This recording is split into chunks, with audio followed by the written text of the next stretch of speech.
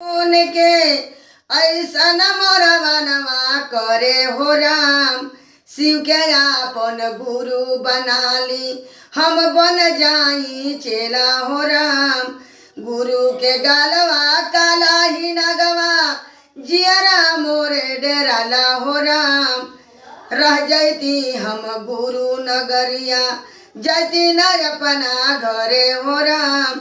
साहेब हरिंदर जी आइले तीन सुतरवा बताइले। तीनों सुतरवा सुन के जई सनमोर मनवा करे हो राम। शिव के आपन गुरु बना ली हम बन जाई चेला हो राम। पहले सुतरवा में दाया मांगो दूसरा में चर्चा तू नहीं हो राम। तीसरा तू तरवा नमः शिव जपिया नमः शिव से पर नमः